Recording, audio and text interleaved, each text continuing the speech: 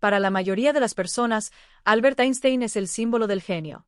Sus teorías cambiaron la forma en que la humanidad entiende el espacio, el tiempo y la gravedad. Pero hay una parte de la historia de Einstein que casi nunca se menciona. No se trata de lo que descubrió. Se trata de lo que no pudo resolver, y de lo que se negó a dejar de perseguir hasta el día de su muerte. Einstein pasó los últimos 30 años de su vida trabajando en un solo problema. Lo llamó la teoría del campo unificado. La idea era sencilla. En la física, hay diferentes conjuntos de reglas que gobiernan cómo se comporta el universo. La relatividad general explica lo muy grande: planetas, estrellas, galaxias. La mecánica cuántica explica lo muy pequeño: átomos, electrones, energía.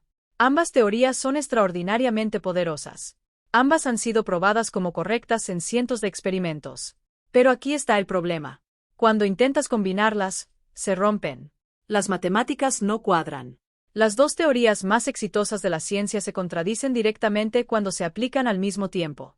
Es como si tuvieras dos mapas perfectos de la misma ciudad, pero muestran calles completamente diferentes. Einstein creía que eso no podía ser correcto.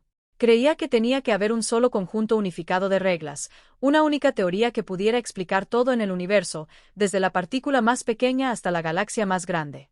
Lo llamó la teoría del todo. Trabajó en ello obsesivamente. Mientras el resto de la física avanzaba, desarrollando energía nuclear, descubriendo nuevas partículas, construyendo satélites, Einstein se mantuvo enfocado en este único rompecabezas sin resolver. Sus colegas comenzaron a preocuparse de que estuviera perdiendo el tiempo. Algunos incluso dijeron que estaba desconectado de hacia donde se dirigía la ciencia moderna. Cuando Einstein murió en 1955, sus notas aún estaban abiertas en el escritorio junto a su cama. Había estado trabajando en el problema horas antes de su muerte. Nunca encontró la respuesta. Durante décadas después de su muerte, los físicos continuaron buscando. La teoría de cuerdas, la gravedad cuántica de bucles y otros marcos surgieron como posibles soluciones. Algunos se hicieron famosos. Ninguno tuvo éxito por completo. El problema parecía simplemente demasiado difícil. No porque los científicos no fueran lo suficientemente inteligentes, sino porque probar estas ideas requería energías y escalas que ningún laboratorio en la Tierra podía producir. Entonces, algo inesperado sucedió. No en un acelerador de partículas. No en un telescopio espacial. En una habitación fría del tamaño de un armario, enfriada a temperaturas más frías que el espacio exterior, un pequeño chip comenzó a hacer algo que ninguna computadora clásica había hecho antes. Pero para entender por qué eso importa, primero necesitas entender qué pueden hacer realmente las computadoras cuánticas, y por qué son fundamentalmente diferentes de cualquier máquina que vino antes. Pero la verdadera pregunta no es qué pueden hacer las computadoras cuánticas, sino qué revelaron cuando empezaron a hacerlo. Probablemente hayas escuchado el término computadora cuántica antes, pero la mayoría de las explicaciones lo hacen sonar más misterioso de lo que realmente es. Para entender lo que el chip de Google realmente logró, necesitas entender una idea clave, y una vez que lo hagas, todo lo demás comenzará a tener sentido. Una computadora normal almacena información en bits. Cada bit es un 0 o un 1. Cada cálculo que hace tu computadora portátil o teléfono se reduce a miles de millones de pequeños interruptores que se encienden o se apagan. Este sistema funciona notablemente bien. Es la base de todo, desde el correo electrónico hasta la navegación de aeronaves. Pero una computadora cuántica funciona con un principio completamente diferente. En lugar de bits, usa qubits, bits cuánticos. Y un qubit no tiene que ser un 0 o un 1. Puede ser ambos al mismo tiempo. Esto se llama superposición. Suena extraño, pero es una de las propiedades fundamentales del mundo cuántico. Piénsalo de esta manera. Imagina que estás buscando una llave en un edificio muy grande. Una computadora normal revisaría cada habitación una por una. Una computadora cuántica puede revisar todas las habitaciones a la vez. Esta es una simplificación enorme, pero captura la ventaja central. Para ciertos tipos de problemas, las computadoras cuánticas no solo son más rápidas. Operan de una manera completamente diferente.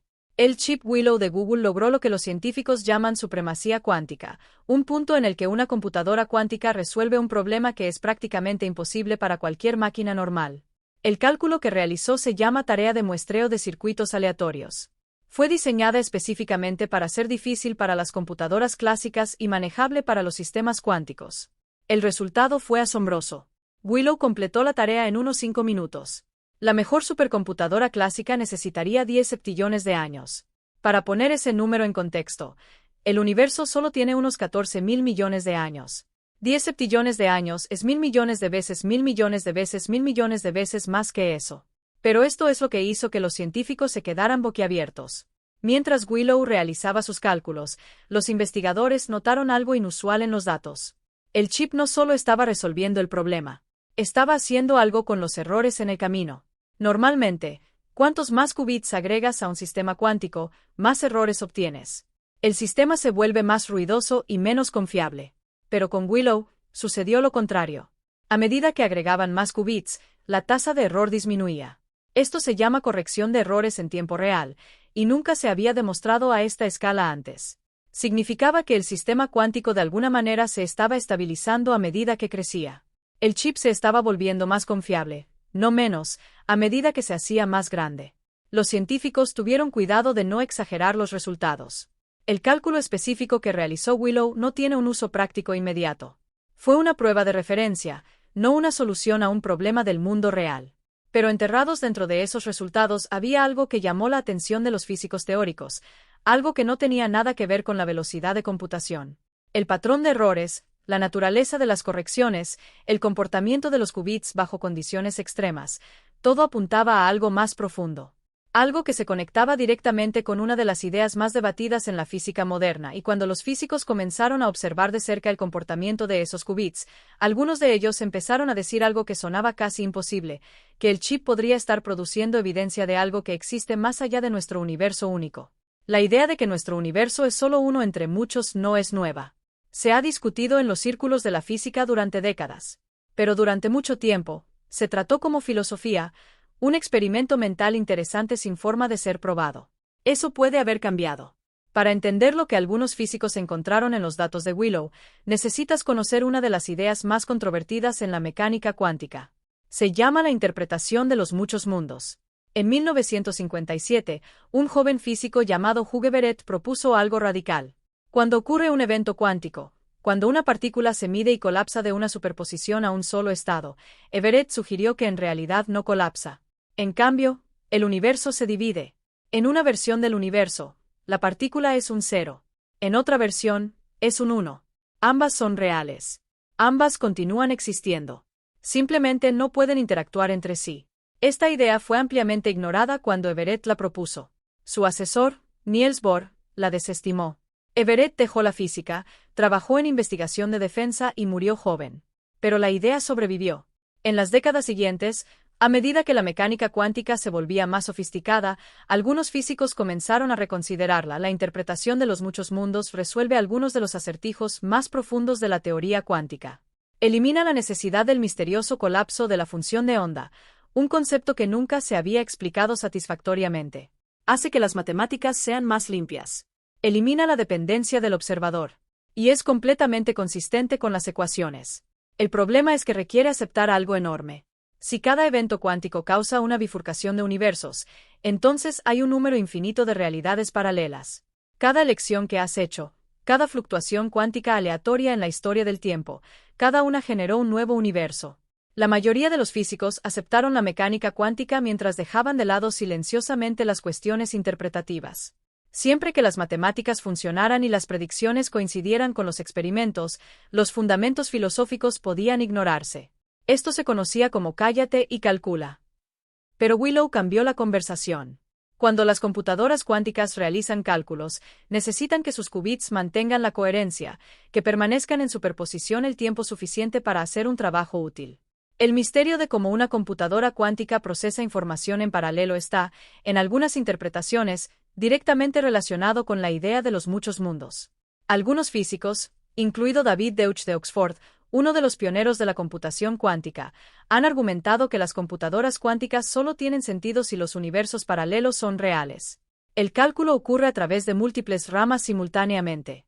Cuando el resultado se une, es la salida colapsada de cálculos que ocurrieron en muchos mundos diferentes a la vez. Esta no es una posición marginal. Deutsch es ampliamente respetado. Y cuando Willow demostró un comportamiento que era más estable y más potente de lo predicho, algunos investigadores revisaron su argumento. No estaban afirmando que el chip hubiera demostrado la existencia de universos paralelos, pero decían que el comportamiento del chip era consistente con esa interpretación e inconsistente con algunas de las alternativas. Pero un físico observó los datos de Willow y señaló algo aún más específico, una firma matemática que parecía conectar la computación cuántica directamente con la geometría del propio espacio-tiempo. Hay un tipo de descubrimiento en la ciencia que no se anuncia a sí mismo en voz alta. Aparece en silencio, en la forma de los números. Un patrón aparece donde no se esperaba ningún patrón. Una fórmula funciona en una situación en la que no debería. Un resultado aterriza donde no tiene razón para aterrizar. Los físicos tienen una palabra para esto. Lo llaman una pista. Cuando los investigadores comenzaron a analizar la salida detallada del proceso de corrección de errores de Willow, varios físicos teóricos notaron algo. La estructura matemática de lo que el chip estaba haciendo guardaba un sorprendente parecido con algo de un campo completamente no relacionado, la geometría del espacio-tiempo en ciertos modelos de gravedad cuántica. Esta conexión no es accidental. Se relaciona con algo llamado dualidad holográfica, específicamente la correspondencia ADS/CFT, propuesta en 1997 por el físico Juan Maldacena. La idea, que desde entonces se ha convertido en uno de los marcos más estudiados en la física teórica, sugiere que una descripción de la gravedad en un espacio tridimensional puede codificarse perfectamente en una superficie bidimensional. El límite contiene toda la información del interior. Este concepto a veces se llama el principio holográfico. Se ha utilizado para estudiar agujeros negros, para entender la entropía a nivel cuántico y para explorar conexiones entre la gravedad y la información cuántica. Sigue siendo teórico, pero las matemáticas detrás de él se han probado indirectamente a través de múltiples enfoques y se sostiene notablemente bien. Lo que los investigadores notaron en los datos de Willow fue que los códigos de corrección de errores que el chip utilizaba, llamados códigos cuánticos de corrección de errores, coincidían con la estructura matemática de ciertos modelos holográficos. Esto no era algo que Google hubiera diseñado deliberadamente. Surgió del comportamiento físico del sistema. Los códigos específicos involucrados se llaman códigos de superficie, y su estructura comparte propiedades con una clase de objetos geométricos estudiados en gravedad cuántica. El parecido se había notado en artículos teóricos antes. Pero Willow fue la primera vez que este comportamiento se había visto experimentalmente a escala.